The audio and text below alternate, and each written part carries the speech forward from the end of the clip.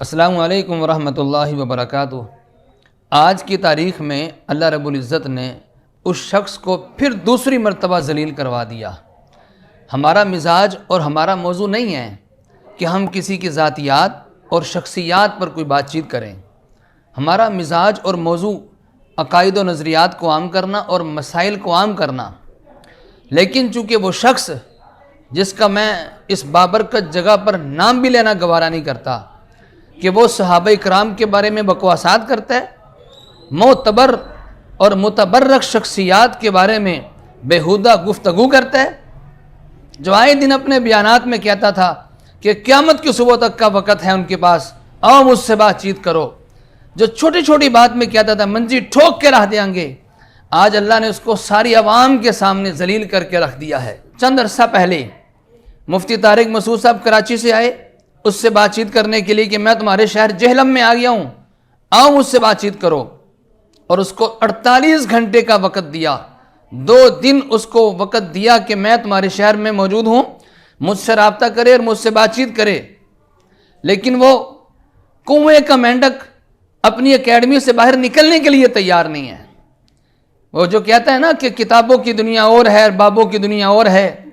وہ جو علمی کتابی کا نعرہ لگانے والا وہ اپنے کنویں سے باہر نہیں نکلتا،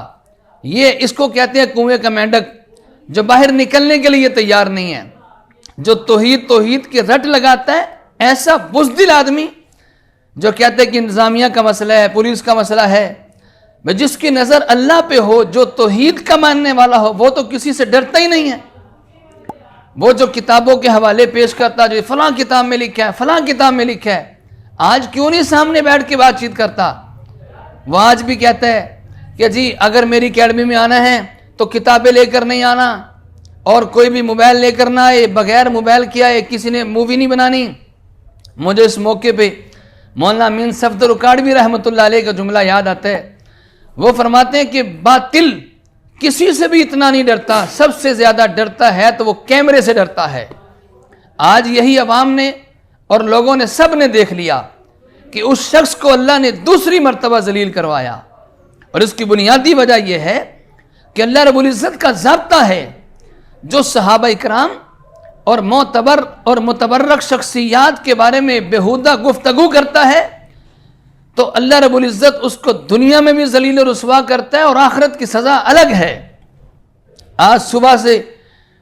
پنڈی سے آنے والے مفتی صاحب اس کا انتظار کرتے رہے اس کی اکیڈمی کے باہر، اور اس کو اندر جانے کی نہیں دیا، اندر آنے کی اجازت نہیں ہے، اندر آنا ہے تو اپنا موبائل باہر جمع کرواؤ، کتابیں باہر رکھ کے آؤ۔ بھئی کتابیں باہر کیوں رکھ کے آئیں؟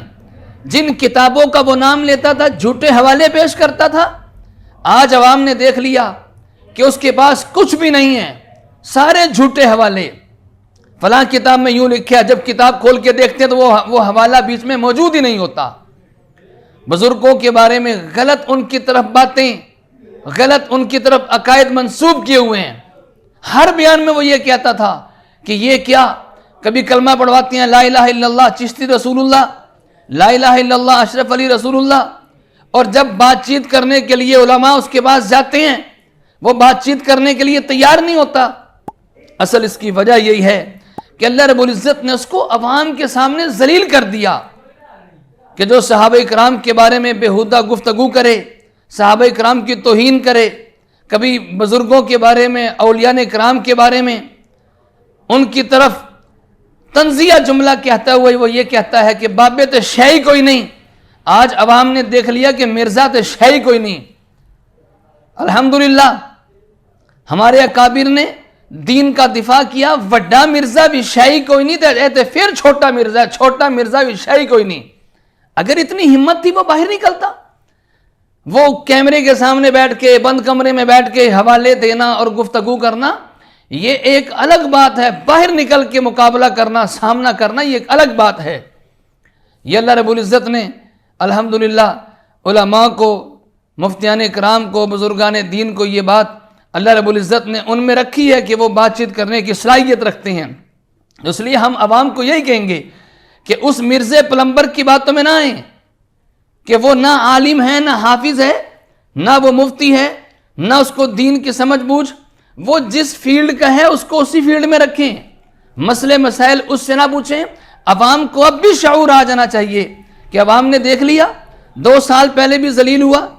اور آج 2 سال کے بعد تقریباً اتنا کی عرصہ گزر گیا, اللہ نے اس کو پھر عوام کے سامنے ذلیل و رسوا کر دیا. اللہ دکھانا یہ چاہتا ہے. تو اس لیے ہم عوام سے یہی بات کہیں گے کہ عوام اپنے عقائد و نظریات کو قرآن و سنت کے مطابق مضبوط رکھیں, مت اس قسم کے لوگوں کی باتوں میں آئیں, اپنے عقائد و نظریات کو خراب نہ کریں.